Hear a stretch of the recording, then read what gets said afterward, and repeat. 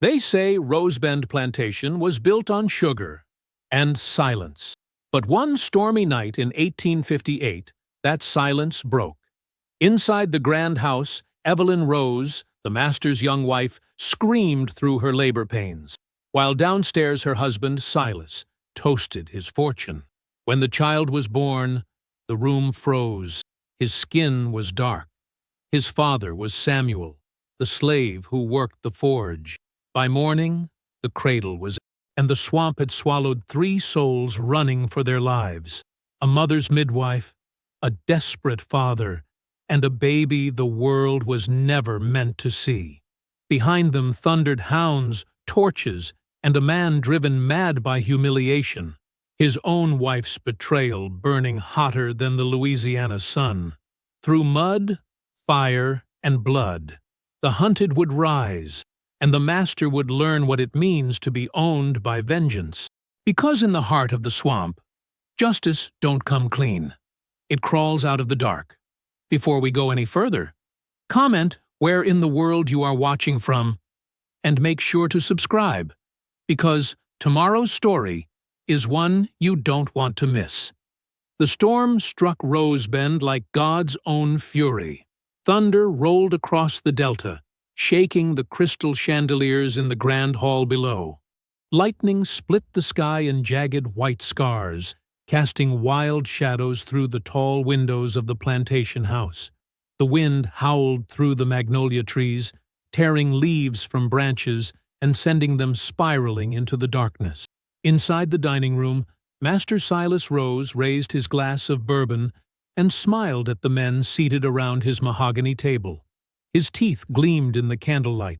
"Gentlemen, I assure you, Rosebend's sugar yield this season will exceed every projection. My fields are the most productive in the parish." The investors nodded, their faces flushed with drink and good food. Silver clinked against porcelain. Laughter erupted over some joke Silas made about the governor's wife. Thunder crashed overhead, rattling the window panes. None of them heard the screams from upstairs. Evelyn Rose gripped the carved bedpost with white-knuckled hands. Her nightgown clung to her body, soaked through with sweat. Pain tore through her in waves, each one worse than the last. She bit down on a strip of leather to keep from crying out, but small whimpers escaped anyway. "Hush now," Annalise murmured, pressing a cool cloth to Evelyn's forehead. "You got to stay quiet, Miss Evelyn. Real quiet." The midwife moved with practiced ease around the bedroom, her dark hands steady despite the terror coiling in her chest. She had delivered dozens of babies in her 40 years, field hands' children, house servants' children, even stillborns wrapped in burlap and buried without names. But this birth carried a weight that made her bones ache with dread. Lightning flashed, turning the room stark white for one frozen moment. "I can't," Evelyn gasped. "Annalise, I can't." "You can." Annalise's voice was firm. She turned to the young housemaid cowering in the corner, a girl named Rose, who trembled like a leaf. "Fetch me clean water, hot as you can get it, and bring all the linen from the hall closet. Move, child." Rose scrambled toward the door, her eyes wide with fear. "And keep your mouth shut," Annalise added sharply. "You understand me? Not a word to anyone about what happens in this room tonight." The girl nodded and fled. Annalise turned back to Evelyn, who had collapsed against the pillows, her golden hair plastered to her face. The mistress of Rosebend looked nothing like the delicate lady who took tea on the veranda each afternoon. She looked broken, desperate. "Please," Evelyn whispered, "please don't let him hear." Thunder boomed, shaking the foundation of the house. Annalise checked between Evelyn's legs, her expression grim. "Baby's coming soon. Real soon. You got to push when I tell you, Miss Evelyn. You got to be strong." Evelyn sobbed, the sound lost in another crack of thunder. The next hour passed in a blur of pain and lightning and whispered prayers. Annalise worked with quiet efficiency, guiding Evelyn through each contraction, telling her when to breathe and when to bear down. The storm raged outside, wind rattling the shutters and rain hammering against the roof like 1,000 urgent fists. Rose returned with water and linens, then retreated to the corner again, too frightened to speak. Finally, as lightning turned the world white once more, Evelyn gave one last shuddering push. The baby came in a rush of blood and fluid, slipping into Annalise's waiting hands. For a heartbeat, there was only silence. No cry, no movement. Then the infant drew breath and wailed, a thin, reedy sound that cut through the thunder. Annalise looked down at the child in her arms. Her blood turned to ice. The baby's skin was brown, not the pink white of his mother, not the pale flush of the Rose family bloodline. Dark, unmistakable. Time seemed to stop. The candles flickered. Rain hammered the windows. Evelyn lifted her head from the pillows, her face slick with sweat and tears. "Let me see him," she whispered. "Please." Annalise didn't move. She stood frozen, the baby squirming in her hands, his cries growing louder. "Annalise?" Evelyn's voice cracked. "What's wrong?" The midwife's hands trembled. 40 years of survival. 40 years of learning when to speak and when to stay silent. 40 years of knowing exactly how the world worked and what happened to people like her when white folks' secrets came undone. All of it crashed down on her at once. She looked at Evelyn. "Miss Evelyn, you got to tell me true. Who is this baby's father?" Evelyn's face crumpled. She pressed her hands over her mouth, shaking her head, tears streaming down her cheeks. "Tell me," Annalise said urgently. "I need to know what we're dealing with." "Samuel," Evelyn sobbed. "His name is Samuel." The name hung in the air like smoke. Annalise's jaw tightened. She knew Samuel. Everyone on Rosebend knew Samuel, the blacksmith's apprentice, broad-shouldered and quiet. A man who kept his eyes down and his thoughts hidden. A field hand. A slave.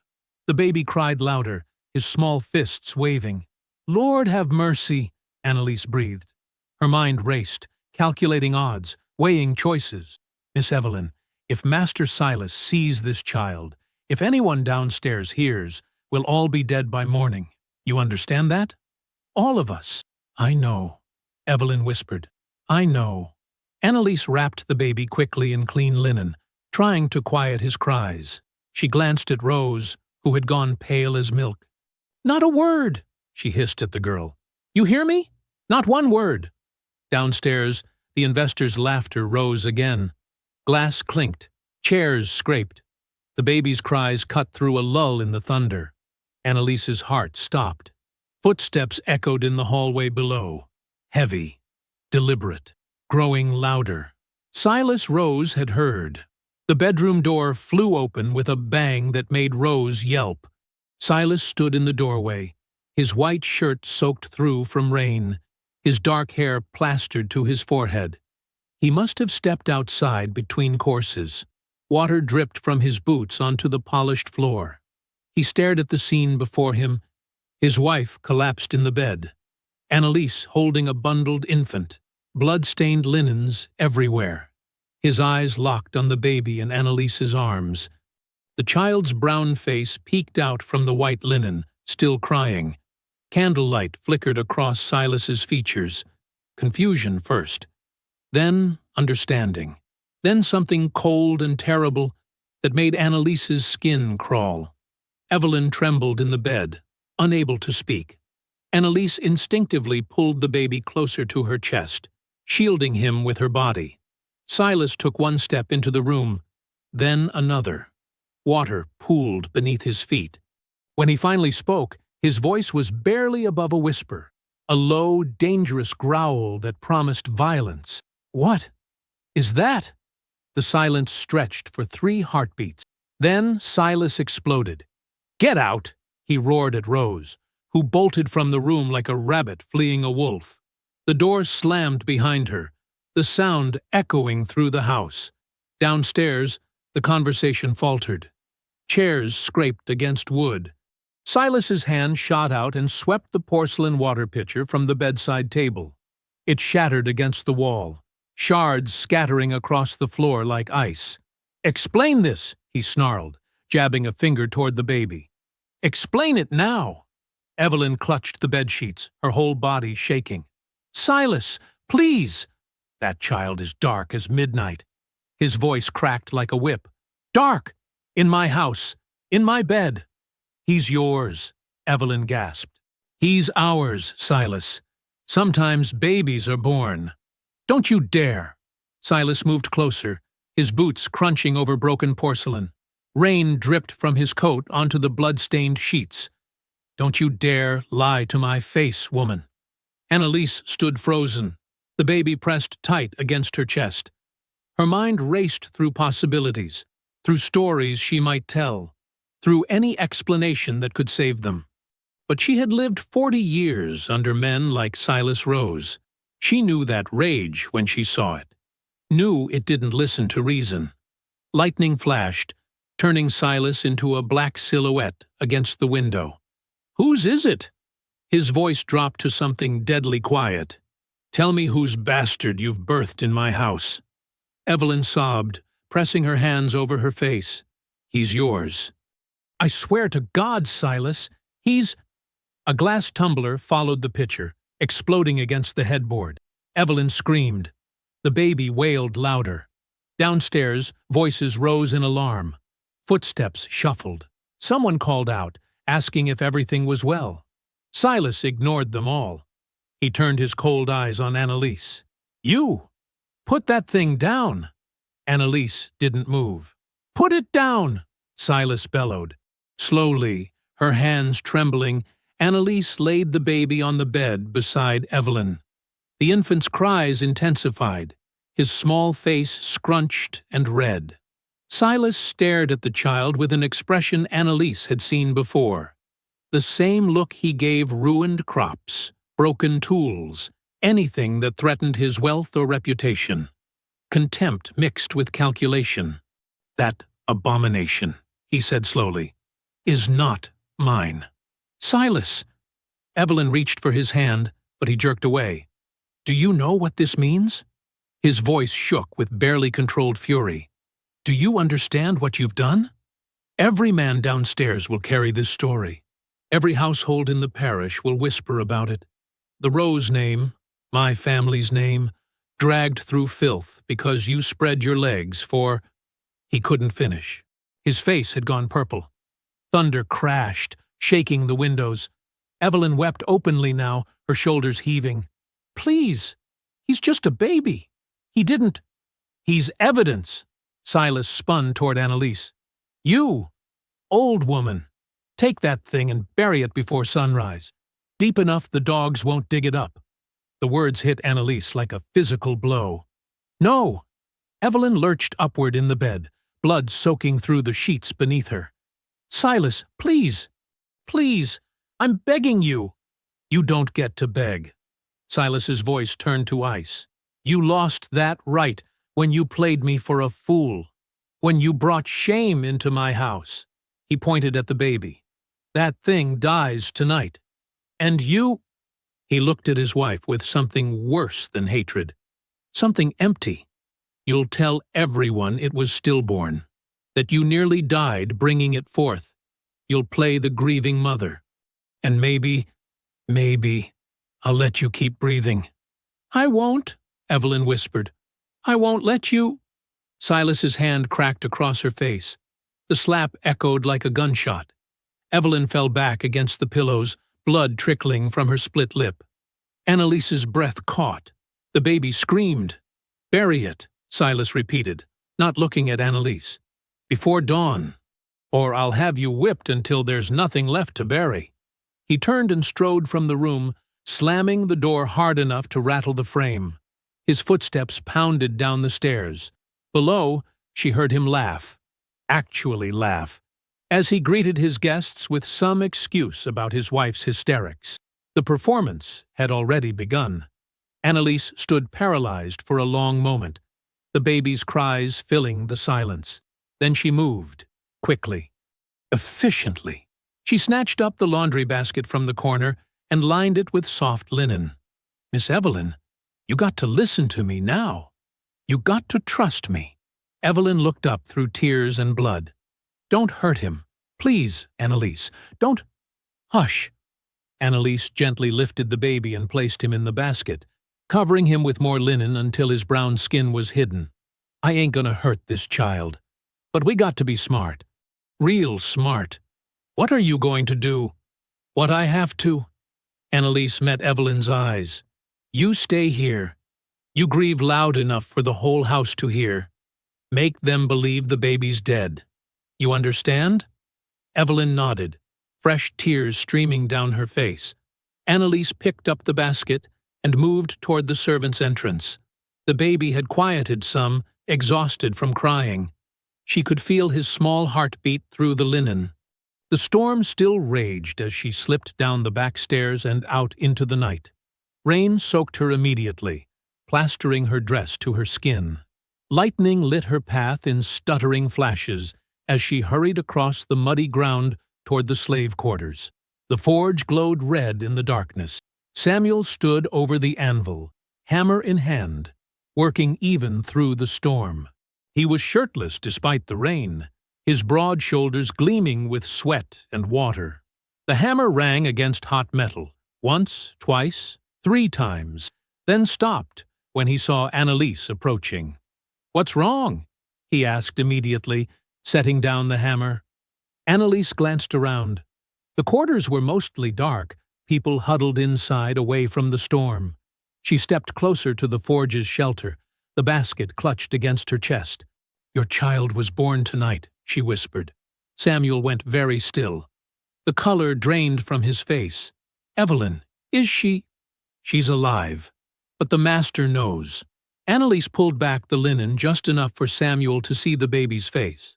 Samuel stared down at the infant. His hands, so strong and sure with hammer and tongs, trembled as they reached toward the basket. He touched the baby's tiny fist with one finger, and the child's fingers wrapped around it instinctively. Something broke in Samuel's expression, grief and wonder and terror all at once. "The master means to kill him," Annalise said quietly. "Told me to bury him before sunrise." Samuel's jaw clenched. His eyes, usually so carefully downcast, lifted to stare at the mansion silhouetted against the lightning-torn sky. Rain ran down his face like tears. When he spoke, his voice was steel. "He'll never own him." The cypress grove stood like a cathedral of shadows. Moss hung from twisted branches overhead, swaying in the pre-dawn breeze. Mist rolled off the river, thick and gray, turning the world into something not quite real. Samuel crouched at the water's edge, the baby bundled in his arms. Annalise stood nearby, her eyes scanning the darkness for movement, for danger, for any sign they'd been followed. They'd been waiting an hour. "She ain't coming," Annalise whispered. "It's too dangerous. The master's probably got her locked." A branch snapped. Samuel rose immediately, muscles tensing. His free hand moved toward the knife at his belt. A cloaked figure emerged from the mist. Small, moving quickly despite stumbling over roots. Evelyn. She pulled back her hood as she reached them. Her face was pale as death in the dim light.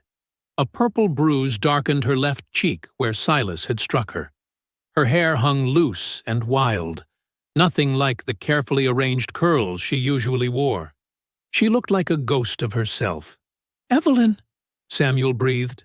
She stopped a few feet away, as if afraid to come closer, as if proximity might break whatever fragile courage had brought her here. Her hands clutched a small leather pouch against her chest. "I had to see him," she whispered. Before he—" Her voice cracked. She pressed her lips together, fighting for control. Samuel moved closer, turning slightly so she could see the baby's face. The infant slept, his small features peaceful, despite everything happening around him.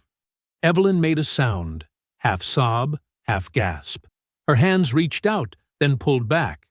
May I hold him? Just once?" Samuel glanced at Annalise. The midwife nodded. Gently, Samuel transferred the baby into Evelyn's arms. She cradled him like something precious and breakable, tears streaming freely down her face. She touched his tiny nose, his fingers, the soft, dark curls on his head. "He's beautiful," she whispered. "He's perfect." "Miss Evelyn," Annalise said quietly, "we can't stay long. If someone sees—" "I know." Evelyn kissed the baby's forehead. Then, with visible effort, she handed him back to Samuel. Their fingers touched briefly. She pulled away like she'd been burned. "I'm sorry," she said. "God, Samuel, I'm so sorry for everything. For what I've done to you. For the danger I've put you in. For—" "Don't!" Samuel cut her off, his voice rough. "Don't apologize for him. He looked down at his son. "He's the only good thing in all this." Evelyn nodded, wiping her eyes with her sleeve. She fumbled with the leather pouch, her hands shaking badly. I have things you'll need." She opened the pouch and pulled out papers first. Official documents with seals and signatures. "These are Silas's travel permit for conducting business in Memphis. I forged his signature changing the dates." She pressed them into Samuel's hand. "If anyone stops you, say you're traveling on your master's business. The papers say you're authorized to move freely." Samuel stared at the documents. Freedom, or at least the illusion of it, pressed into his palm by the woman who'd once represented everything he could never have. "There's more." Evelyn pulled out jewelry next. A pearl necklace, gold earrings, a ruby brooch. "Sell these when you're far enough north. They're worth enough to start somewhere, to buy passage or supplies or—" She couldn't finish. "Miss Evelyn," Annalise said gently, "what will you tell the master when he finds these things gone?" "That I buried them with the baby." Evelyn's voice steadied. "I'll tell him I couldn't bear to part from them, so I placed them with my stillborn son. He'll believe it. He thinks me foolish and sentimental. He'll think it fitting." The word stillborn hung in the misty air. Samuel tucked the papers and jewelry into his shirt. "You don't have to do this. You could—" "Could what?" Evelyn laughed bitterly. "Run away with you. We both know that's impossible. They'd hunt us all down within days." "No." She straightened her spine. "This is the only way. I stay here. I play the grieving mother.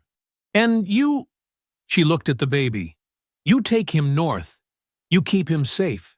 You tell him—" Her voice broke again. "Tell him his mother loved him enough to let him go." "I'll tell him," Samuel promised. "And tell him—" Evelyn wiped her eyes again. "Tell him he wasn't born of shame. That what we had, you and I, it wasn't just sin. Tell him that." Samuel nodded, unable to speak. Annalise stepped forward. "I know routes. Paths through the swamp that don't appear on any white man's map. My people have used them for years. Folks running north, moving quiet. There's river channels that'll take us to the Mississippi. From there, we follow the drinking gourd north." "How long?" Evelyn asked. "Weeks, maybe months. Depends on how hard they hunt." Annalise met Evelyn's eyes. "But I swear to you, on my life, and every ancestor watching, I'll get this child to freedom." Evelyn reached out and clasped Annalise's hands. "Thank you. Thank you for everything you've risked." The eastern sky was beginning to lighten. Not dawn yet, but the promise of it. The mist glowed faintly with approaching sunrise. "We have to go," Samuel said quietly. Evelyn nodded. She looked at her son one last time, memorizing his face. Then she stepped back into the shadows. "Live," she whispered. "Please, just live." Samuel turned toward the river marsh. Annalise led the way, her feet finding sure paths through mud and water. Samuel followed, the baby secure against his chest, wrapped in layers to protect him from the cold. The mist swallowed them quickly. One step, another. The solid ground gave way to brackish water that rose to their ankles, then their knees. Cypress roots created natural handholds. Annalise moved like she'd walked this path 100 times. Behind them, Evelyn stood watching until they disappeared completely into the gray morning fog. Her hand pressed against her mouth to stifle sobs. Then, from across the water, the plantation bells began to toll. The sound rolled across the marsh like a death knell. Morning had come. Evelyn pulled her hood back up and turned toward the mansion. Her posture changed as she walked, shoulders slumping, steps unsteady, transforming herself into the broken, grieving woman she needed to be. In the marsh, Samuel heard the bells, too. He held his son closer and kept moving forward into the mist. Silas Rose woke to hammering in his skull. The guest chamber spun as he opened his eyes. Empty brandy bottles lay scattered across the floor. His mouth tasted like ash and copper. He'd drunk himself unconscious after finding. No, he couldn't think about it yet. The morning light stabbed through the window, too bright, too cruel. He groaned and rolled onto his side, reaching for the chamber pot. Voices erupted in the hallway outside, footsteps pounding on hardwood. A woman screaming something he couldn't make out through the thick door. "Master Rose! Master Rose! You got to wake up!" The door burst open. Harlan Tate stood there, the overseer's weathered face twisted with urgency. Behind him, 2 housemaids wrung their hands. "What in damnation?" Silas started. "It's the baby, sir. It's gone." The words cut through the brandy fog instantly. Silas sat up too fast, head swimming. "What did you say?" "The baby. The one from last night. It ain't where the midwife was supposed to—" Harlan stopped, choosing his words carefully. "It ain't in the cradle, sir." Silas stood, wobbling slightly. He grabbed his pants from where they'd been thrown over a chair. His hands shook as he pulled them on. "Where's my wife?" "Still in her chambers, sir, but—" Silas pushed past him into the hallway. His bare feet slapped against polished wood as he strode toward Evelyn's room. The housemaids scattered from his path like startled birds. He didn't knock. The door crashed open against the wall. Evelyn sat in a chair by the window, still in her nightgown, her face pale and drawn. She looked up at him with red-rimmed eyes. The cradle sat empty beside her bed. "Where is it?" Silas demanded. Evelyn's hands twisted in her lap. "Silas, please! Where is the baby?" His voice echoed off the walls. Evelyn's voice broke. Annalise said she would. She promised she'd take care of everything. Annalise. Silas crossed the room in 3 strides. He grabbed Evelyn's wrist, yanking her to her feet. She cried out. "Where is that slave woman?" "I don't know. She left before dawn." Behind them, one of the housemaids spoke up. A young girl, barely 15, her voice trembling. "Master, sir, I saw Miss Evelyn this morning." Walking back from the river grove, Silas's head whipped toward her. "What?" The girl shrank back. "I was up early, lighting fires.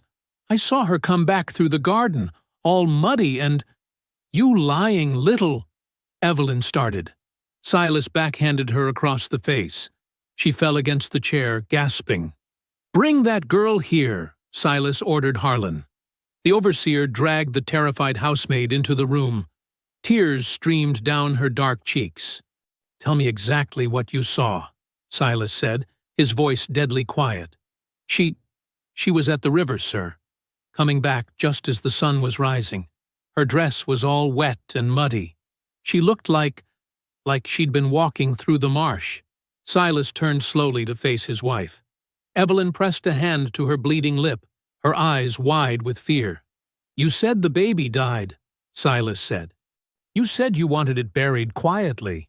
"It did. I mean, you're alive." The realization hit him like cold water.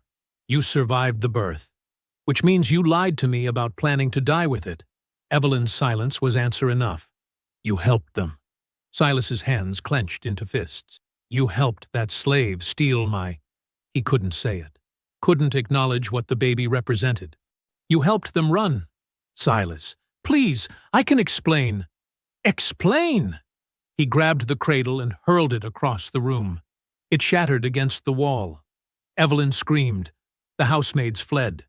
Only Harlan remained in the doorway, watching his master's rage with the careful attention of a man who'd learned when to stay silent. Silas paced like a caged animal. His mind raced, putting pieces together. The empty cradle, Evelyn's lies, the midwife's absence, the tracks in the mud by the river. They took it, he muttered. They took it and ran.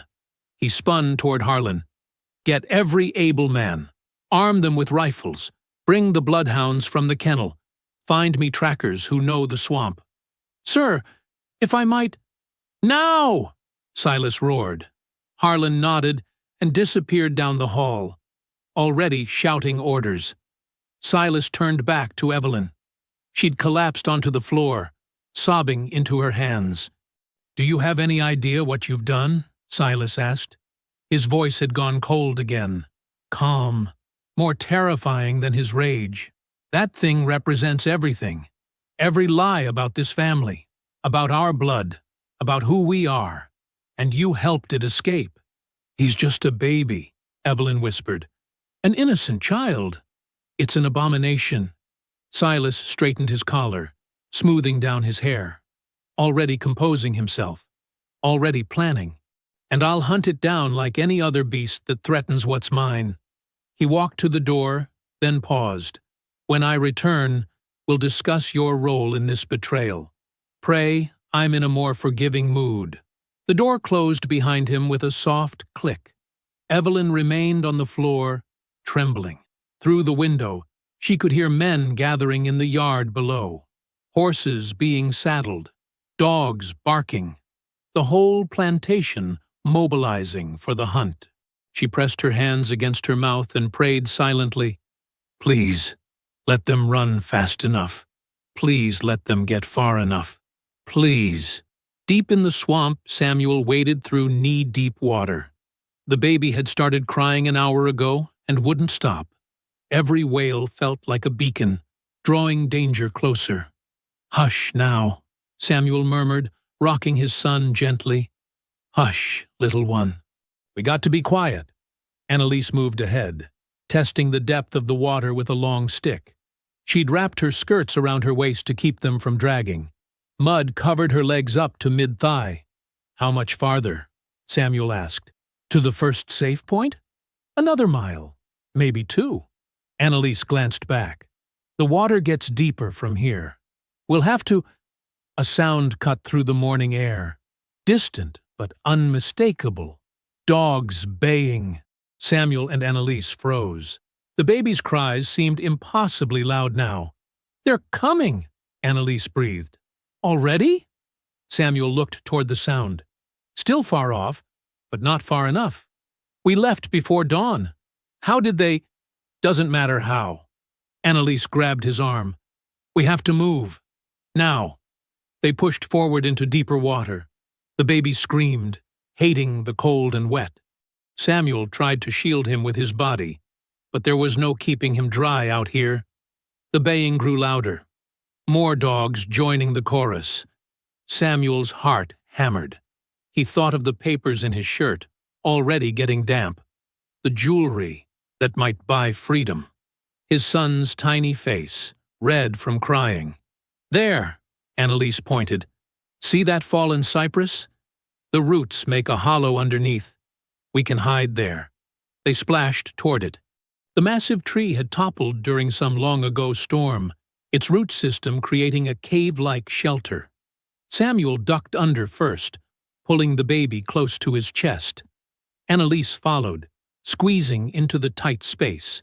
They huddled together in the darkness, breathing hard. The baby's cries echoed off the wood around them. Make him stop, Annalise whispered urgently. Samuel, you got to make him stop crying. Samuel rocked faster. He hummed the lullaby his own father had sung, the one from the auction block, passed down through generations of bondage. The baby hiccuped, whimpered, slowly quieted. The dog sounds grew closer, definitely closer now, through gaps in the roots. Samuel could see nothing but water and mist. The afternoon sun filtered through in golden shafts. Beautiful. If they weren't running for their lives. "They won't stop now," Annalise whispered. Samuel adjusted his grip on his son. The baby's eyes opened, dark and innocent, unaware of the danger surrounding them. Samuel thought of Silas's face last night. The rage, the disgust, the promise of violence in every line of his body. He thought of Evelyn's tears by the river. He thought of all the slaves who'd run before and been caught, brought back in chains, made examples of. The baying of hounds echoed across the water. Samuel looked at Annalise in the dim light. "Then neither will I." The night pressed down on them like a wet blanket. Samuel's shirt stuck to his back, soaked through with sweat and marsh water. Every step forward felt like walking through molasses. His arms ached from carrying the baby, but he didn't dare set him down. Annalise moved ahead with surprising grace for a woman her age. She'd hiked her skirts up high, tucked them into her waistband. Her bare feet found solid ground where Samuel would have stumbled into sinkholes. "Watch your left," she whispered. "Deep mud there." Samuel adjusted his path.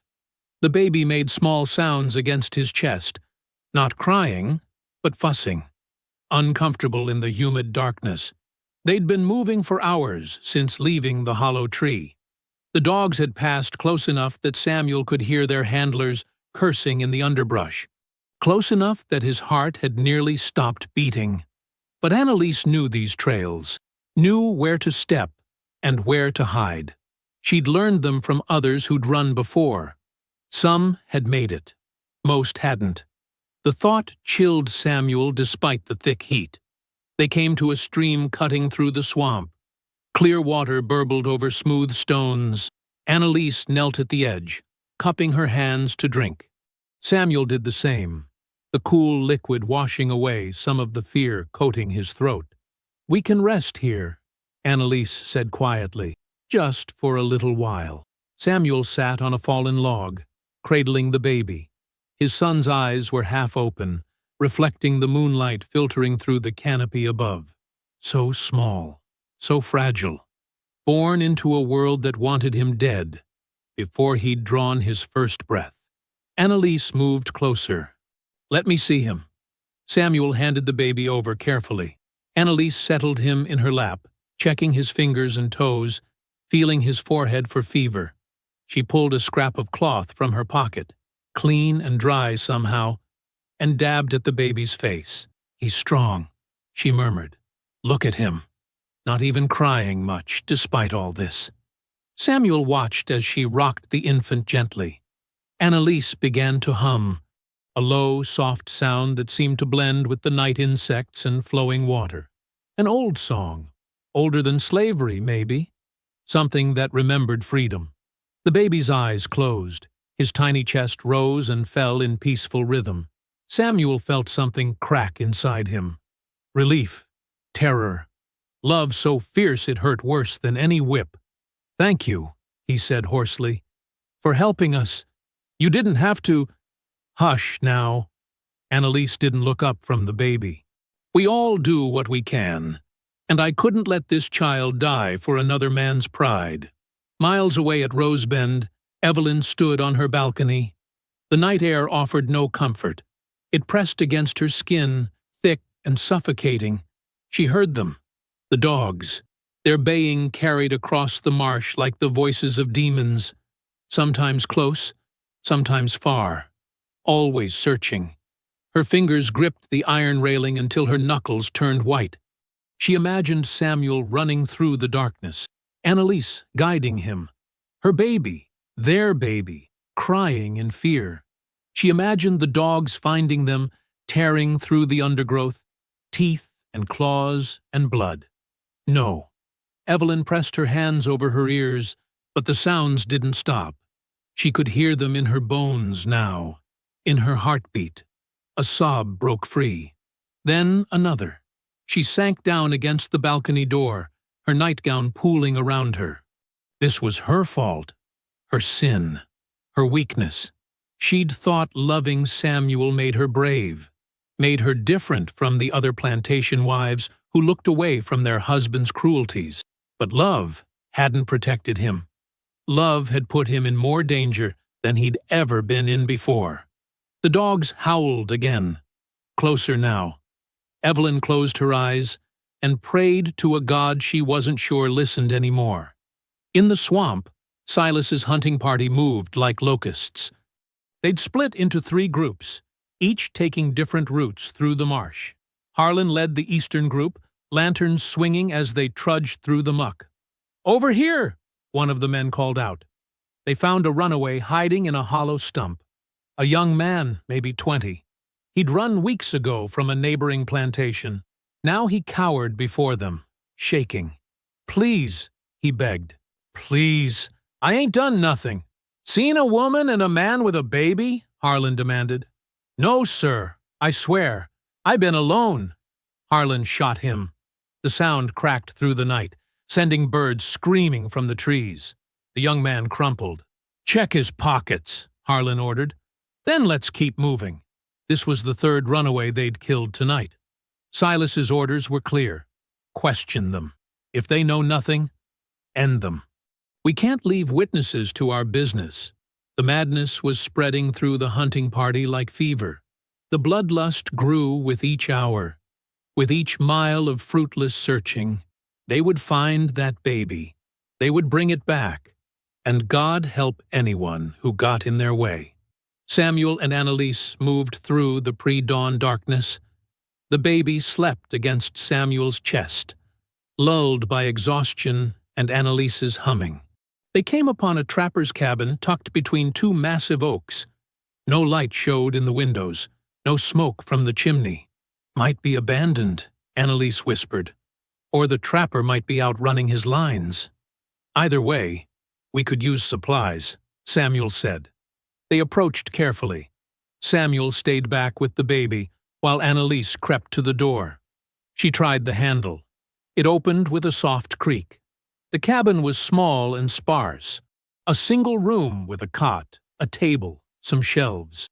But hanging from the rafters were strips of dried meat. And on the table, a roughly drawn map showing the waterways. Samuel grabbed the meat, stuffing it into his pockets. Annalise studied the map by moonlight coming through the window. "This shows the channels," she breathed. "The deep roots. Samuel, this could help us." A sound outside. Footsteps. They froze. The door burst open. A grizzled white man stood silhouetted against the night, rifle in hand. He stared at them for a heartbeat. His eyes went wide. Samuel grabbed Annalise's hand and bolted through the back window. Glass shattered. The baby woke and screamed. Behind them, the trapper shouted. A rifle shot cracked. The bullet splintered wood above Samuel's head. They ran, crashed through underbrush, splashed through shallow water. The trapper's voice faded behind them, still yelling about thieves and slaves. They didn't stop until they were deep in flooded terrain, water up to their knees. Cypress knees jutting from the surface like broken teeth. Annalise leaned against a tree, gasping. Samuel bounced the screaming baby, trying to soothe him. His heart hammered so hard he thought it might burst. "That was too close," Annalise panted. "But we got the map," Samuel said. "And the food." The sky was lightening, dawn coming fast. Samuel looked around at the endless water and trees. Then he saw it. Annalise pointed with a trembling hand. Smoke. Faint wisps rising in the distance. Not from a hunting party. Too steady, too controlled. A cook fire, maybe. Or several. "There," Annalise whispered. "A maroon camp. Maybe they'll take us in." Samuel studied the smoke. A settlement of escaped slaves, living free in the swamp's heart.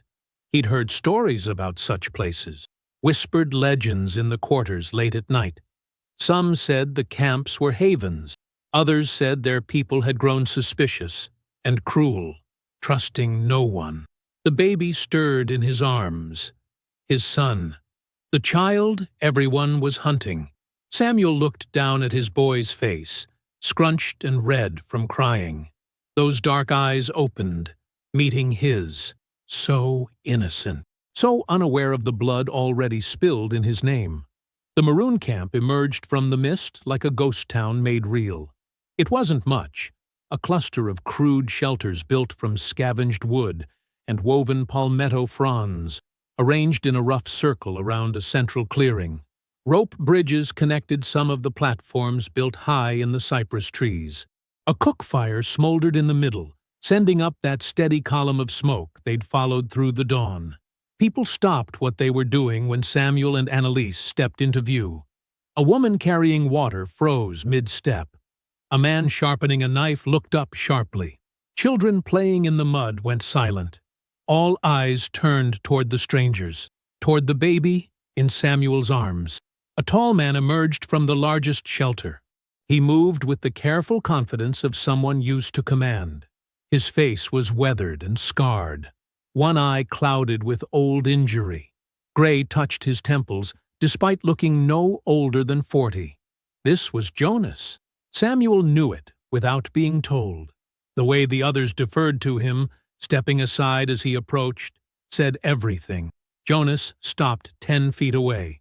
His good eye swept over Samuel, then Annalise, then the baby. His expression revealed nothing. "You're far from any plantation, I know," Jonas said. His voice was rough, like gravel. "That baby's too young to travel, so you must be running fresh." "Yes, sir," Samuel answered. "We need help. Need a place to hide. Just for—" "Don't call me sir." Jonas's jaw tightened. "I ain't no master, and this ain't no charity house for every runaway in Louisiana." Annalise stepped forward. "We know you don't owe us nothing, but this child, his life depends on reaching freedom. Every child's life depends on it." Jonas gestured at the camp behind him. "I got 14 people here, including 6 children.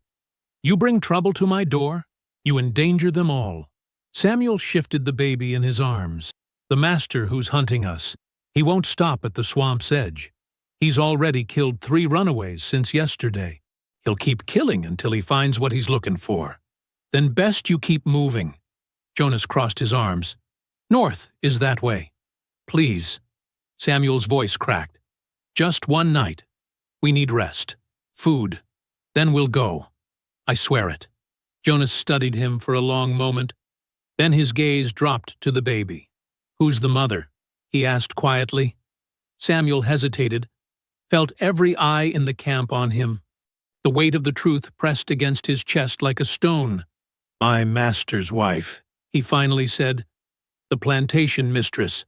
She's white." The reaction was immediate. Gasps from the watching crowd. A woman covered her mouth. The man with the knife stood abruptly. Jonas's expression hardened into something cold and dangerous. "You brought a white woman's shame to my camp?" His voice dropped low. "You brought their sin to us?" "She loved me," Samuel said, "and I loved her. This child, he didn't ask to be born into this. He's innocent. Ain't no such thing as innocent when it comes to white folks' business." Jonas spat into the dirt.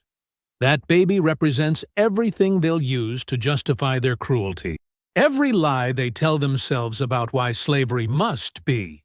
A woman from the crowd called out, "If we harbor them, the master will come for us." Another voice, "They'll burn this place to ash." "But what if he represents freedom itself?" An older man stepped forward, leaning on a walking stick. His voice trembled with age and conviction. "What if this child proves that their power ain't absolute? That even their bloodlines can be broken? Or what if he's just another mouth to feed that'll get us all killed?" A young woman shot back. The camp erupted in argument, voices overlapping, some frightened, some angry, some thoughtful. Jonas held up his hand for silence. It took a moment, but they quieted. He looked at Samuel, really looked at him, searching for something. "You understand what helping you means?" Jonas asked. "If they find this camp because of you, everyone here dies, the children included." Samuel met his gaze steadily. "I understand, but I also understand that turning us away is the same as killing my son yourself. and I don't think you're that kind of man." Jonas's jaw worked. His scarred hands clenched and unclenched at his sides. Finally, he exhaled slowly. "One night, you stay on the far platform, away from the others. Dawn comes, you're gone. And if I hear dogs before then, I'm throwing you to them myself. Clear?" "Clear," Samuel said. "Thank you. Don't thank me yet." Jonas turned away. "Esther, get them water and whatever food we can spare. The rest of you, back to work. We got repairs to finish before nightfall." The crowd dispersed, though many kept glancing back at Samuel and the baby, whispering to each other. Some faces showed sympathy. Others showed nothing but fear. A thin man with nervous eyes lingered near the edge of the clearing. He watched Samuel being led to the far platform, watched Annalise following close behind. His name was Caleb, though Samuel didn't know it yet. Caleb had been beaten half to death 3 years ago when another runaway's escape attempt was blamed on him. He'd learned then that survival meant knowing things, trading information for protection, becoming useful to those who held power. He watched Samuel climb the rope ladder to the isolated platform with the baby, watched Annalise settling them in. Then Caleb slipped away into the underbrush, moving quiet as a shadow, following paths only he knew. He'd seen the hunting parties twice already, knew they were close, knew they'd pay well for the right information, knew exactly what that baby was worth. Night fell over the maroon camp. The cook fire burned low. Exhausted from days of running, Samuel finally let himself rest on a thin bedroll. The baby slept between him and Annalise, his tiny chest rising and falling peacefully. "You think we'll make it?" Samuel whispered. Annalise's eyes were closed, but she wasn't sleeping. "I think we keep going until we can't. That's all any of us can do." Samuel listened to the night sounds, frogs singing, water lapping. Somewhere an owl called, peace, fragile and temporary, but peace nonetheless. His eyes grew heavy. Sleep reached for him with gentle hands. Then the silence shattered. Gunfire cracked through the darkness. A woman screamed. Men shouted orders in voices thick with violence. Samuel jolted awake. Torches appeared through the trees like demons' eyes. Orange flames reflected on water, on metal, on the faces of white men with rifles. The maroon camp exploded into chaos. People ran in all directions, children crying, women grabbing babies, men trying to fight back with whatever weapons they had. Jonas's voice roared above the confusion. "To the boats! Everyone to the boats!" More gunfire. A man fell from a platform, crashing into the water below. A shelter caught fire, flames racing up the dry palmetto fronds. Samuel snatched the baby from the bedroll. The infant woke, screaming. Samuel clutched him to his chest and scrambled down the rope ladder. "Annalise!" he shouted. "Annalise, come on!" She was right behind him. They hit the ground running. Chaos everywhere. Smoke stinging Samuel's eyes.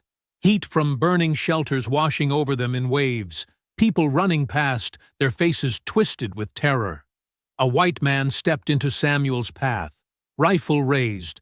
Samuel dodged left, barely avoiding the shot. The bullet splintered wood behind him. He ran harder. The baby's screams tore at his heart. "This way!" Annalise grabbed his arm, pulling him toward the water. They splashed through the shallows. Behind them, the camp burned bright enough to turn night into day. Samuel glanced back for just a moment. Saw Jonas fighting 3 men at once, his knife flashing. Saw a woman trying to shield her children with her body.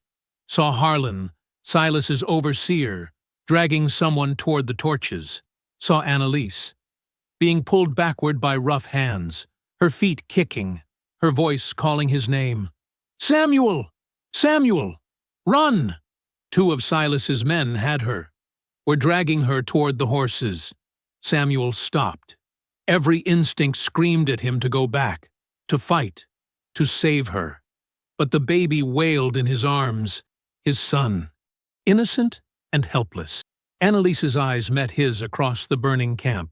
Even through the smoke and firelight, he saw her expression, saw what she was telling him. Go. Save him. Don't look back. The men threw her across a horse.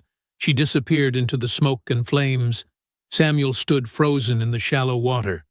Flames reflected in his eyes like the fires of hell itself. The baby screamed. The camp burned. People died. And Annalise was gone. Morning came wrapped in smoke and mourning. Samuel crouched in a thicket of saw palmetto, his back pressed against a cypress knee. Blood seeped through the torn fabric of his shirt, where a bullet had grazed his ribs. The wound burned like hot iron, but he couldn't afford to acknowledge the pain. Not yet. The baby whimpered against his chest. Samuel shifted carefully, trying to find a position that might soothe the infant. His son had been crying for hours, first in terror during their flight, then from hunger, now from pure exhaustion and discomfort. Each cry felt like a betrayal of their location. Samuel glanced through the palmetto fronds. The maroon camp still smoldered in the distance. Gray smoke rose in columns that stained the morning sky. Bodies floated in the shallow water. Platforms that had been homes now existed as charred skeletons against the trees. 14 people. Jonas had said 14 people lived in that camp. Samuel wondered how many still drew breath. The baby's whimper grew louder, building toward another full-throated wail. Samuel's heart hammered. He pressed his hand gently over the infant's mouth, immediately hating himself for it. But the alternative was worse. The hunters were still out there. He'd heard them calling to each other through the pre-dawn darkness, heard the dogs baying as they searched the waterways. The baby squirmed, his tiny face reddened with distress. Samuel removed his hand quickly, couldn't bear it. Instead, he began to hum. The melody came from deep in his memory, a place he rarely visited because it hurt too much. His father had sung this tune when Samuel was barely old enough to remember. Sung it in the tobacco fields of Virginia before the auction block separated them forever. Sung it in a voice roughened by work and sorrow, but still somehow beautiful.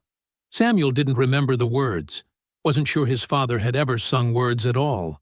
Just this low, gentle humming, a sound that seemed to say, "I'm here. You're not alone. We'll survive this, somehow." The baby's cries quieted. His small body relaxed against Samuel's chest. Samuel kept humming. Let the melody fill the spaces between his fear. Let it become a prayer without words, a promise without certainty.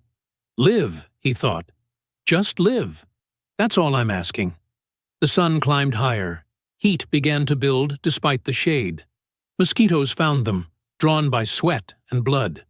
Samuel didn't dare move to brush them away.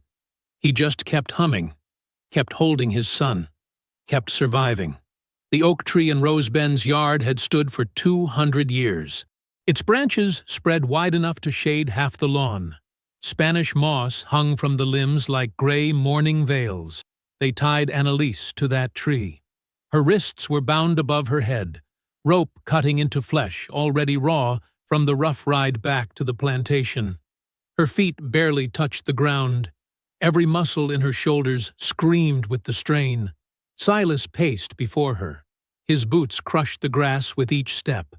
His riding coat was still damp with swamp water and spotted with ash from the burning camp. "Where is he?" Silas's voice was calm, too calm, like ice over deep water. Annalise didn't answer, kept her eyes focused on some distant point beyond his shoulder. The blacksmith and the bastard child. Silas stopped pacing, stood directly in front of her. Where did they go? Silence. Silas nodded slowly, turned to Harlan, his overseer, who stood nearby holding a braided leather whip, the kind designed to cut deep, to leave scars that lasted a lifetime. "Make her remember her place," Silas said quietly. Harlan stepped forward. The whip uncoiled at his feet like a serpent. The first strike came fast. Leather cracked across Annalise's back. Pain exploded through her body. White-hot and all-consuming, she bit down on her scream, refused to give them the satisfaction. "Where?" Silas asked again. She tasted blood in her mouth, had bitten through her lip, still said nothing. The second strike landed, then the third, fourth, fifth. Her dress tore. Blood ran down her back in warm streams. The world became nothing but pain, and the rough bark of the oak against her cheek. But she didn't speak. Above them, on the second-floor balcony, Evelyn Rose stood with one hand pressed against the railing. Her knuckles were white with pressure. Her face was pale as death. She watched each strike, forced herself to watch. This was her fault, her sin, her child, and Annalise was paying the price. Silas finally called for Harlan to stop. He approached Annalise again, tilting her chin up roughly with one hand. "You think your silence makes you noble?" he asked. "It makes you a fool. He won't come back for you. Men like him don't save anyone. They only save themselves." Annalise met his eyes. Her voice came out hoarse but steady. "You don't know nothing about men like him. That's why you're so scared." Silas's face went rigid with fury. His hand drew back as if to strike her.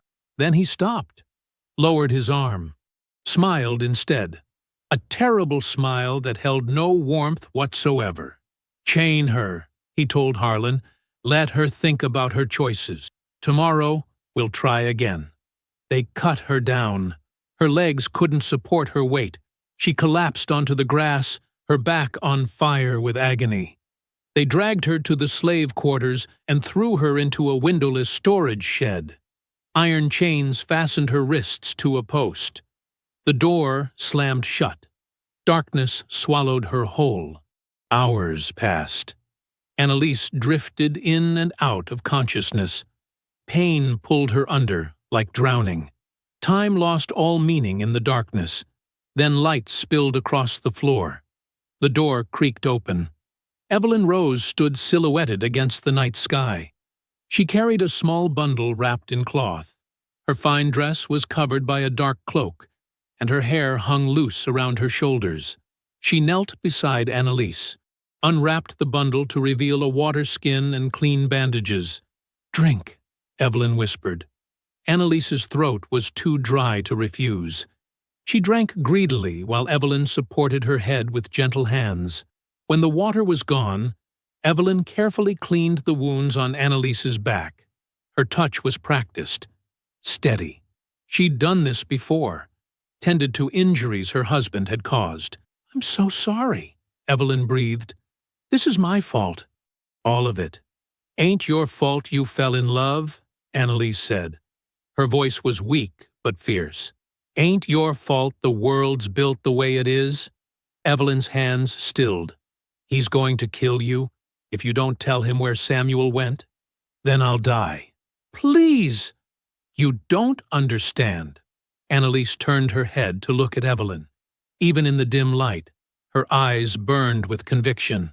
"That child represents something. Something more than just one life. If I break now, if I give Samuel up, then everything we've suffered means nothing." Evelyn's hands trembled as she finished wrapping the bandages. "What can I do?"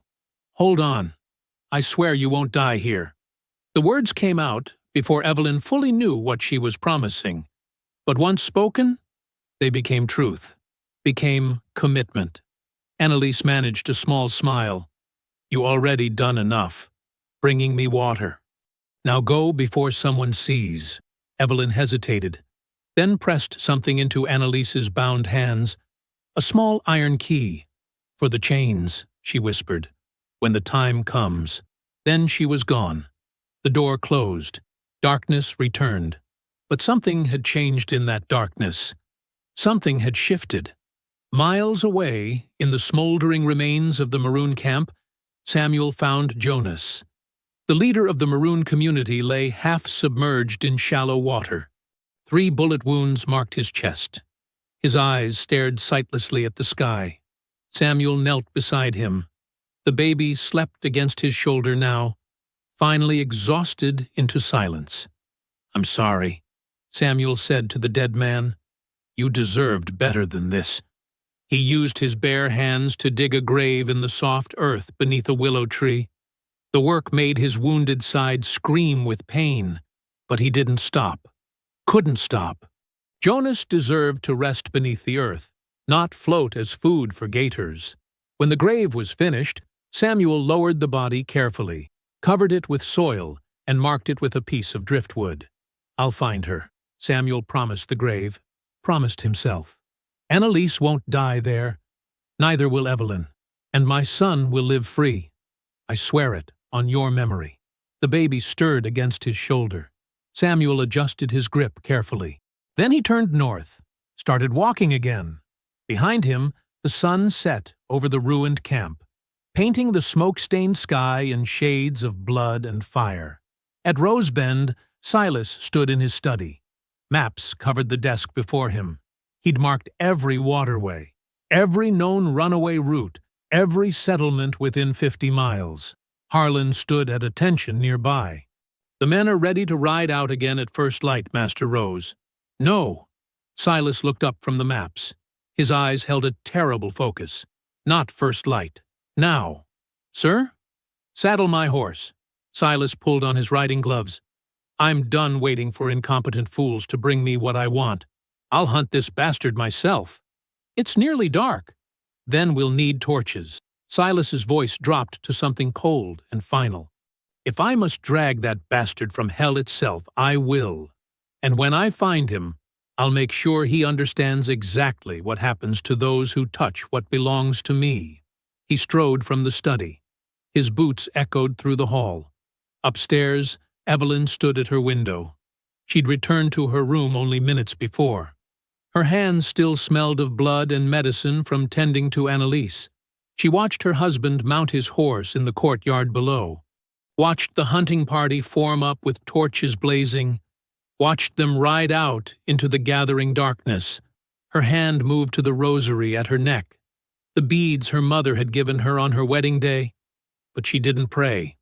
Instead, she began making calculations, counting resources, planning routes.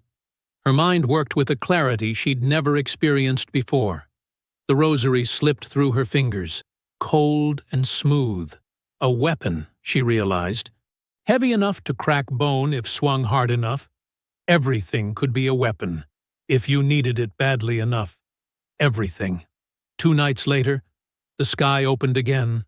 Rain drummed against the windows of Rosebend Hall, the same relentless rhythm that had marked the night of the birth. The night, everything changed. Evelyn Rose moved through the dining room like a ghost. Her dress whispered against the floor as she poured wine into her husband's glass. Silas sat slumped in his chair. 3 days of hunting had worn him down to raw nerves and exhaustion. His clothes smelled of swamp water and smoke. His eyes were bloodshot from lack of sleep. "More!" he demanded, holding out his glass. Evelyn filled it without speaking. Her hands were steady, perfectly controlled. She'd practiced this moment 100 times in her mind, rehearsed every movement, every breath. No room for hesitation. No space for doubt. The sleeping draught came from Annalise's medicine bag, the one Evelyn had smuggled from the slave quarters the previous night. Crushed valerian root mixed with laudanum, enough to drop a man Silas's size for hours. She'd dissolved it in the wine decanter before bringing it to the table. "Did you find anything today?" Evelyn asked. Her voice carried just the right amount of wifely concern. Not too much, not too little. "Tracks," Silas muttered, "leading north toward the bayou country. We'll have them tomorrow. I can feel it."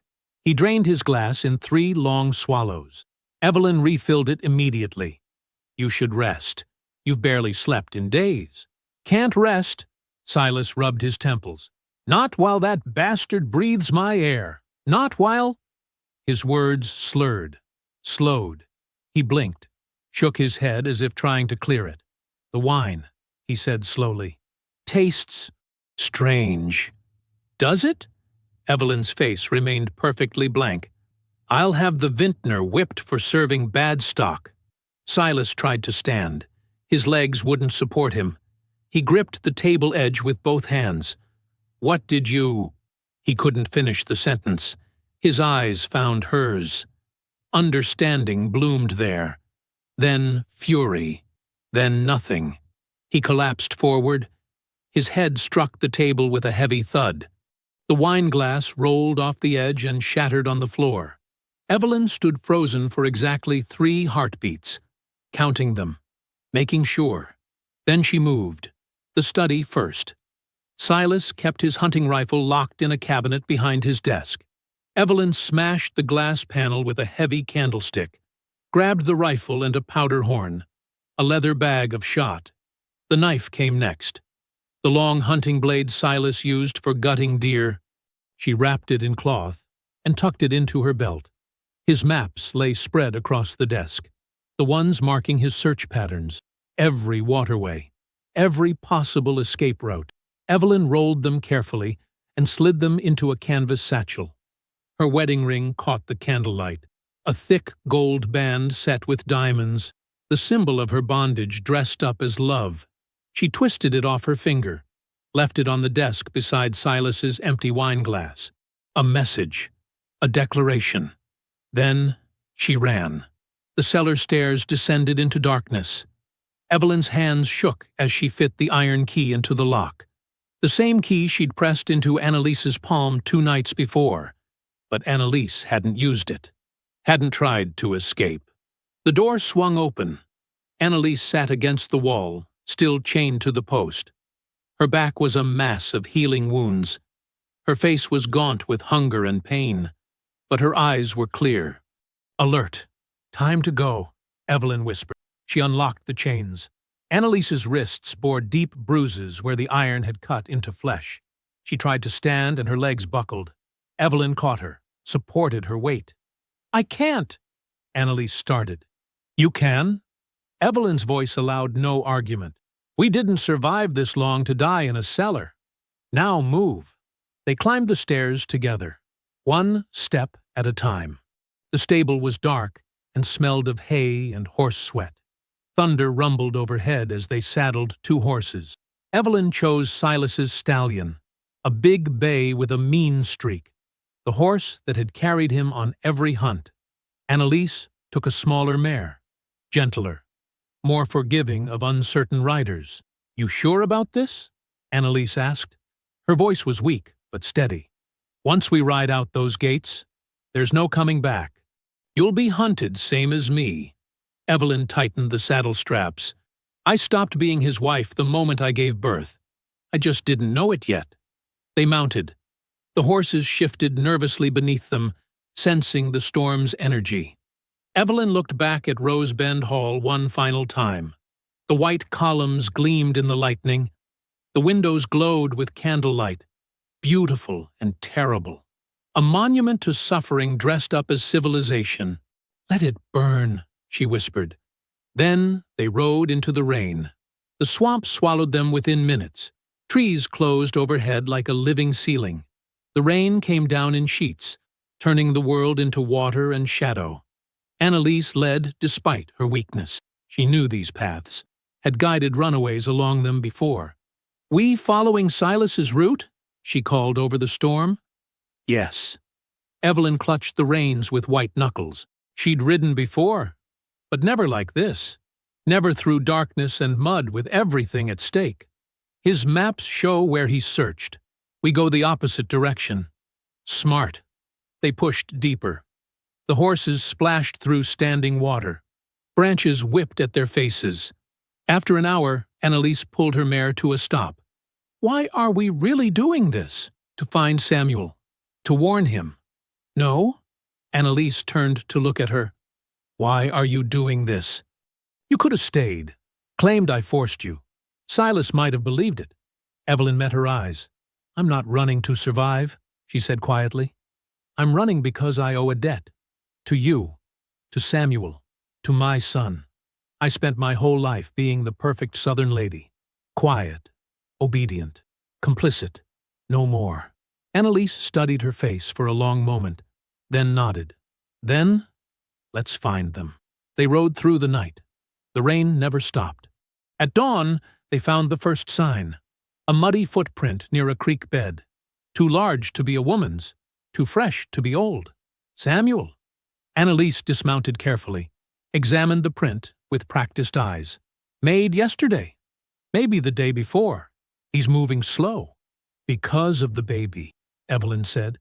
Because he's hurt. Annalise pointed to drag marks in the mud. He's favoring his left side. Wound, most like. They found more traces as the light grew. A scrap of cloth snagged on a thorny branch, torn from a baby's swaddling. A cold fire pit surrounded by small bones.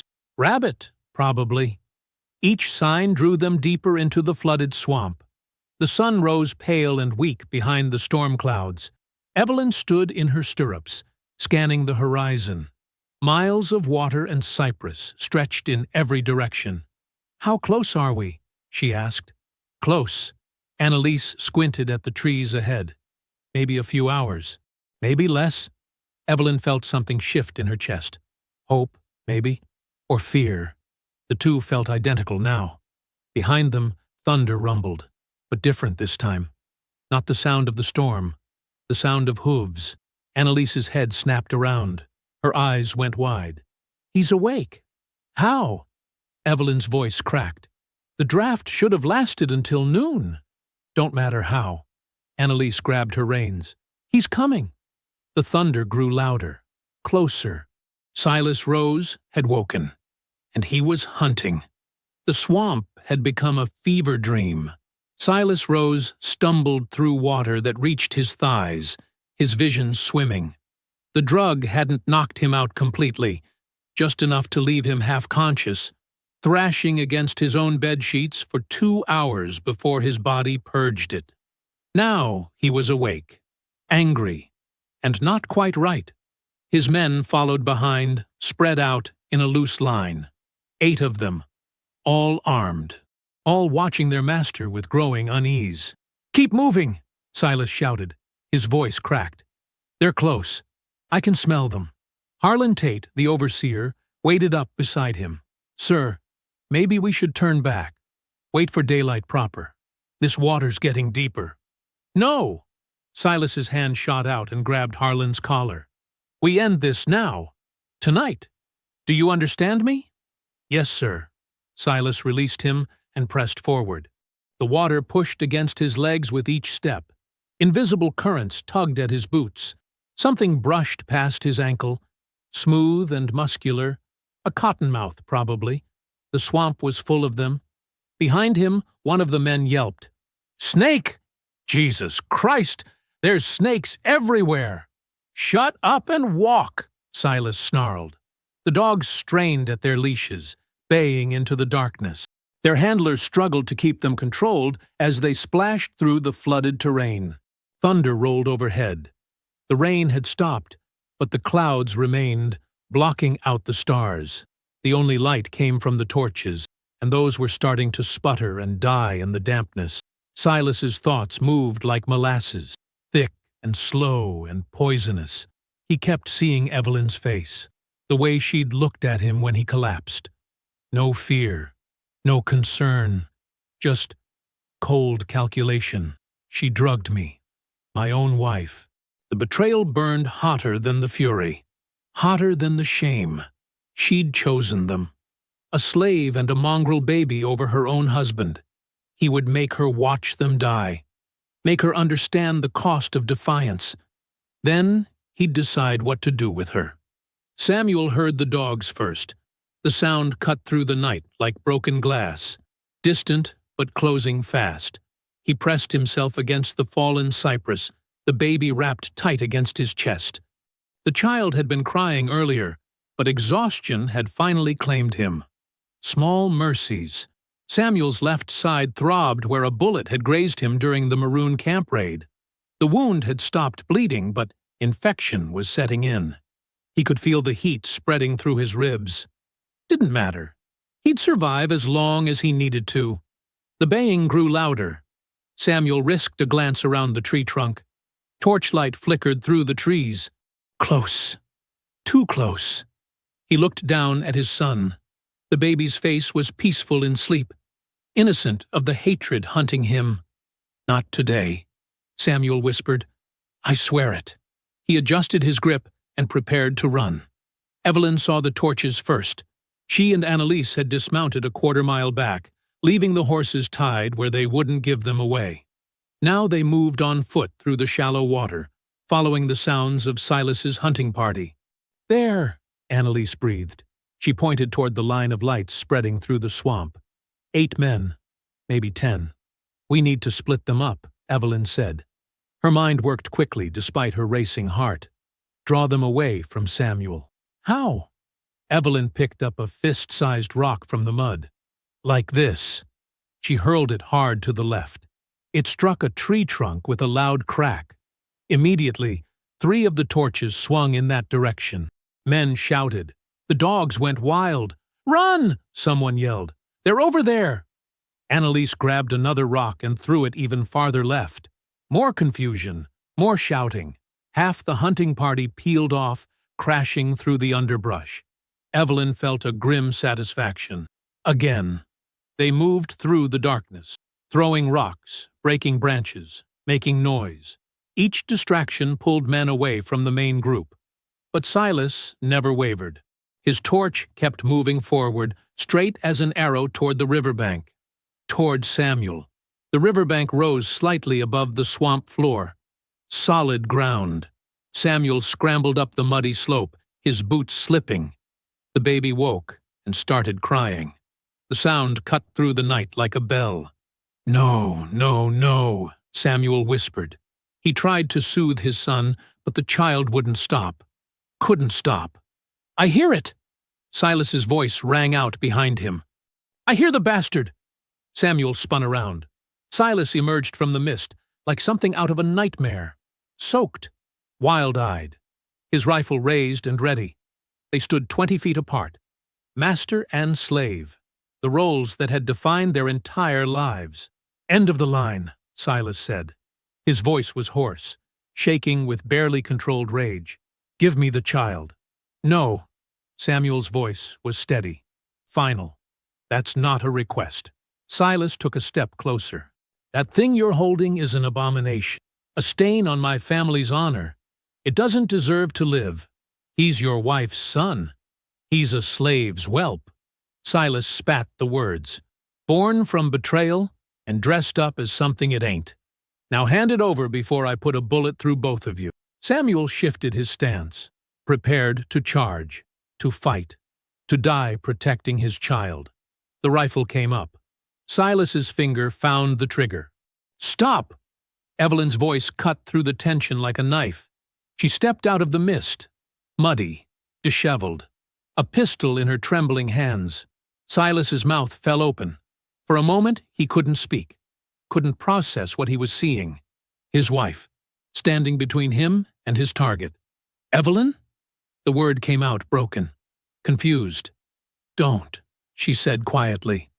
Her hands shook, but the pistol stayed level, pointed at his chest. Don't do this. Get out of the way.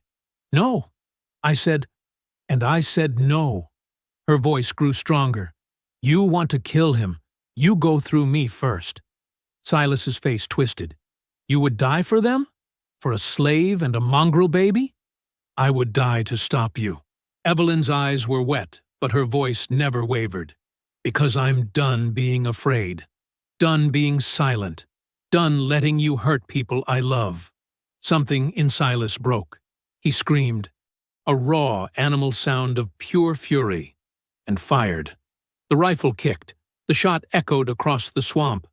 But Samuel didn't fall. Annalise did.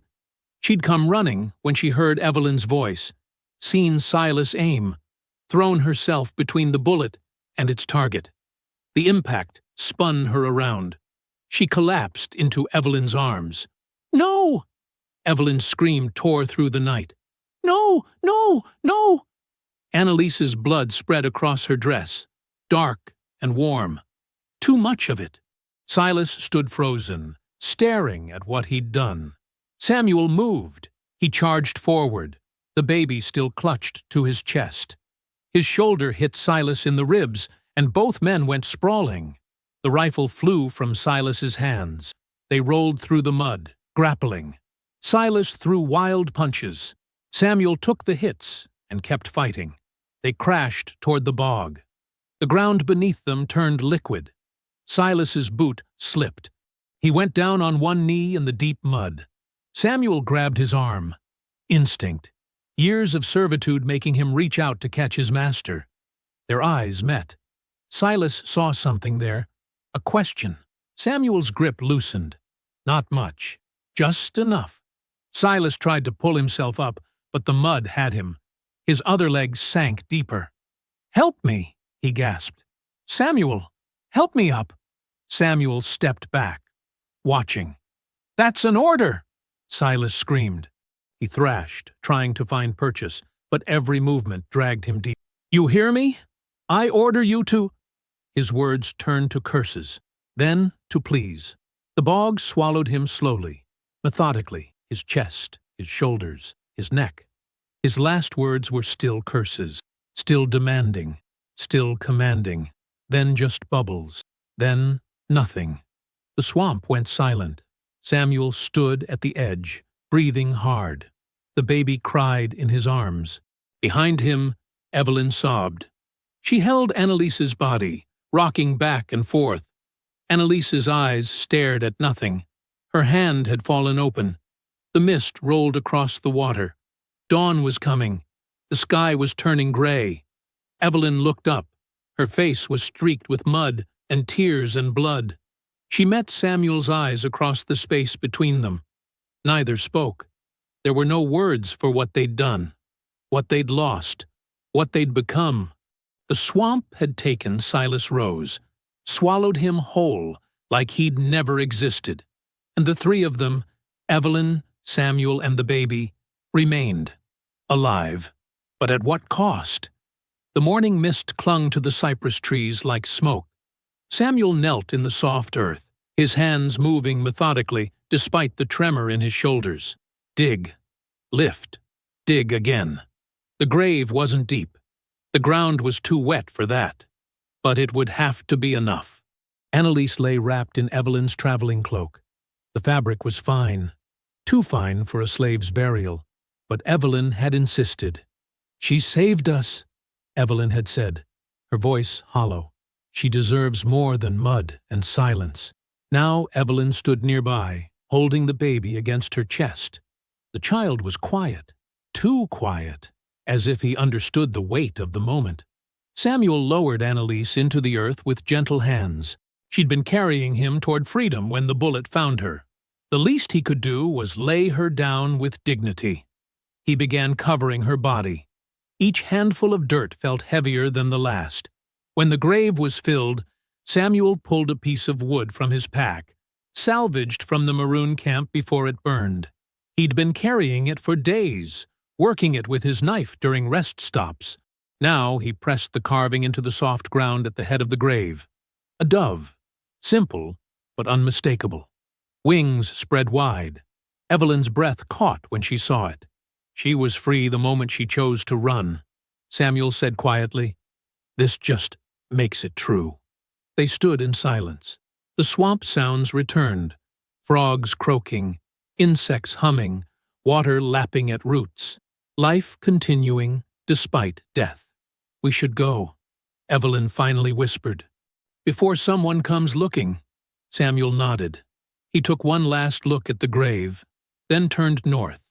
They walked away from Rose Bend, away from bondage and blood, and the man who'd tried to own them both.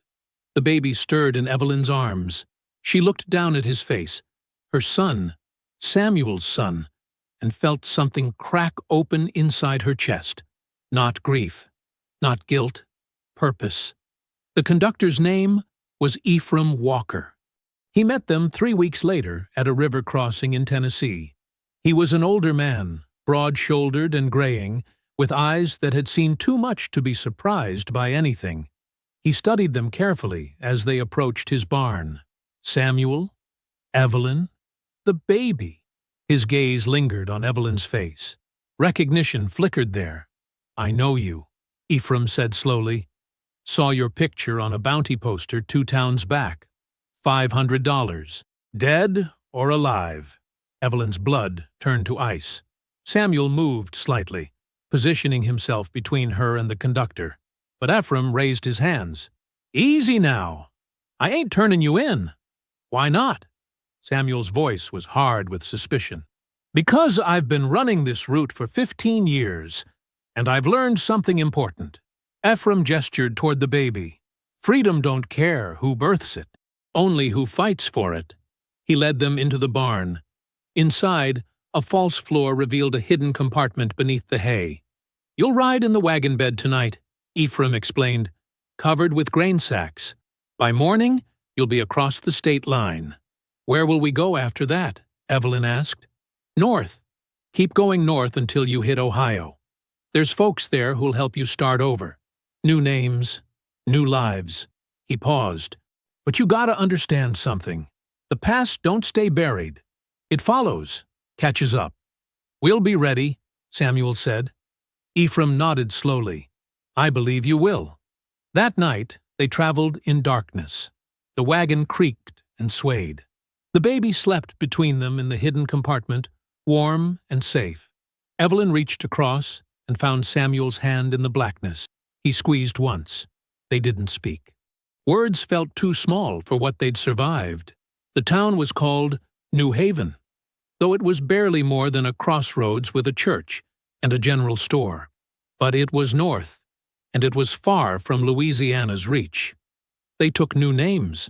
Samuel became Samuel Freeman. Evelyn became Evelyn Freeman. The baby was christened Isaac, a name meaning laughter, because despite everything, they wanted him to know joy. Samuel found work at a smithy on the edge of town. The owner, a German immigrant named Klaus, didn't ask questions about the past. He only cared that Samuel's hands knew iron and fire. Evelyn opened a small school in the church basement. She taught reading to freed children and runaways who'd made it north. Some arrived still bearing scars. Others had scars that didn't show. She taught them letters, numbers, but also dignity, the knowledge that they were human beings, not property. Isaac grew strong. He had his father's broad shoulders and his mother's sharp mind. He learned to read before he turned 4. By 6, he could recite entire passages of Frederick Douglass from memory. Sometimes Evelyn watched him play with other children in the churchyard and felt her throat tighten. He was free, truly free. The cost had been blood and fire, but he was free. 5 years after they settled in New Haven, Samuel made a decision. He told Evelyn he had business in Cincinnati. She knew immediately what he planned. "It's too dangerous," she said. "I know. Silas's family could still be looking." "They ain't looking for a dead man's ghost." Samuel's voice was gentle but firm. "And those letters belong to Isaac. He should know his mother's heart." Evelyn's hands trembled. "Promise me you'll come back." "I promise." He traveled south for 3 weeks, moving carefully, staying to back roads and avoiding anyone who might recognize him. Rosebend Plantation stood abandoned. The main house had partially collapsed, windows broken, shutters hanging loose. Wild cane was already reclaiming the fields, pushing up through the rows where slaves had once bled into the soil. Samuel moved through the ruins like a shadow. He found Evelyn's old bedroom. The floorboards were rotted, but still intact enough. He pried them up carefully and found the metal box she'd described. Inside, wrapped in oilcloth, were the letters, dozens of them, written in Evelyn's careful hand, addressed to a son she'd never been sure would survive. Samuel read one by lamplight. "My dearest Isaac, if you are reading this, then you lived. You survived what I could not protect you from. Know this, your father was a man the world called property, yet he carried freedom in his heart. Never forget, you were born of sin, but not of shame." Samuel folded the letter carefully, placed it back in the box. Then he walked out of Rosebend for the last time. Years passed. Isaac grew into a young man, strong, proud, carrying himself like someone born free rather than someone who'd escaped bondage. One winter evening, he sat by candlelight in the small house they'd built. The letters were spread before him on the table. He'd read them all countless times, but they never lost their power. His parents were both gone now. Evelyn had died 2 years prior, her heart simply giving out one quiet morning. Samuel had followed 6 months later, as if he couldn't bear to remain without her. Isaac had buried them side by side in the New Haven cemetery. Simple markers: Samuel Freeman, Evelyn Freeman. Not their birth names, but the names they'd chosen, the names that meant something. A knock sounded at the door. Isaac looked up, marking his place in the letter he was reading. "Come in." A young man entered, wearing a Union Army uniform. He removed his cap respectfully. "Sir, I'm Corporal Davies. I'm here recruiting for the 27th Ohio Infantry. We're forming a colored regiment to fight for the Union." Isaac felt his pulse quicken. The war's really coming then. "Yes, sir. President Lincoln's calling for volunteers. Said every man who loves freedom should stand ready to defend it." Isaac looked down at the letters, at his mother's words, freedom in his heart. He looked at the corporal. "When do we leave?" 2 weeks. Training camps in Cleveland." Isaac nodded slowly. He folded the letter and stood. "I'll be ready." After the corporal left, Isaac walked to his parents' graves. Dawn was breaking, turning the sky pink and gold. He knelt between the markers. "I know what you'd say," he whispered, "that you didn't survive all that just to watch me march into war. But this is what freedom costs, isn't it? Someone's got to fight for it. Someone's got to stand."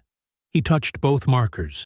Then he spoke his mother's words, the ones that had sustained him through every doubt and fear. Born of sin, but not of shame. The sun rose higher. Light spilled across the cemetery, warming the stones. In Louisiana, wild cane pushed through the ruins of Rosebend Plantation, nature reclaiming what humans had tried to control. The slave quarters had collapsed. The big house was a skeleton of rotted beams, but something grew there now. Something wild and free and impossible to chain. The same thing growing in Isaac's heart as he turned toward the horizon. Freedom. Hard-won. Blood-bought. Eternal. I hope you found that story powerful. Leave a like on the video and subscribe so that you do not miss out on the next one. I have handpicked 2 stories for you that are even more powerful. Have a great day.